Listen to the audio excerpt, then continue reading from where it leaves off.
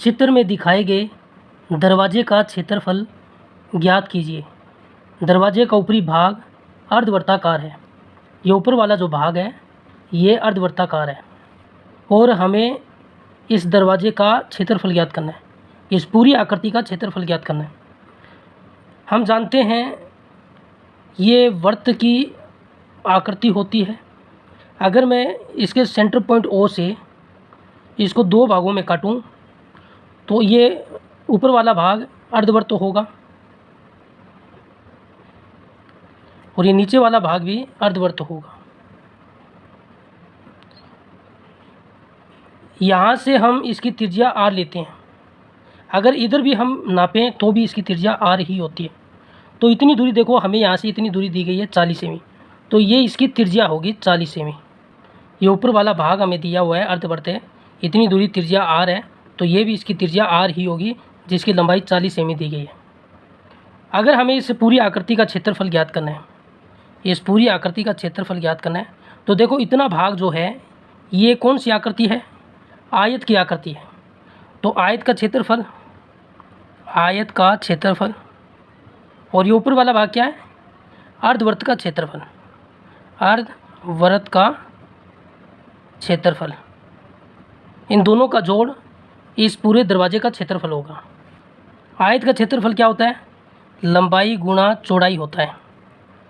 अर्धवृत्त का क्षेत्रफल क्या होता है, इस पूरे वृत्त का क्षेत्रफल होता है पाई r स्क्वायर।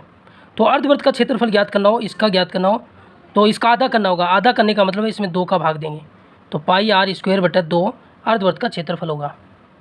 इसकी लंबाई कितनी है, लंबाई आयत की लंबाई कितनी है, 160 सेमी है।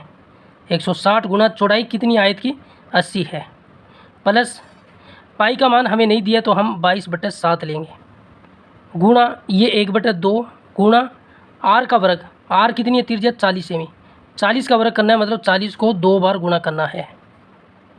16 को 8 से गुणा करेंगे तो 128 होता है।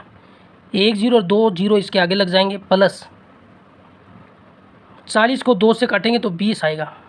यहाँ पर कितना है, 22। 20 का 40 से गुणा करेंगे तो ये 800 होगा। 4 का 2 से गुणा किया 8 और 2 0 इसके आगे, और नीचे कितना है 7, बराबर 12,800 प्लस 8 का 2 से गुणा किया 16, 8 का 2 से गुणा किया 16 और 1 17 और 2 0 और भाग 7। 17,600 को 7 के पाड़े से काट सकते हैं हम।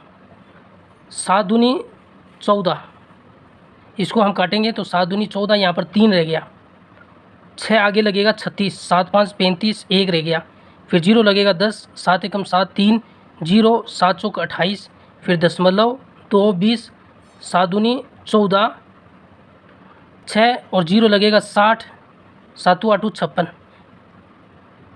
2514.28 आता है। तो हम इसको लगभग 2514 ही लेंगे, 12,800 प्लस 2514। अब इन दोनों का आप जोड़ करोगे तो ये आएगा 15,314। क्षेत्रफल सेमी में दिया है तो वर्ग सेमी होगा।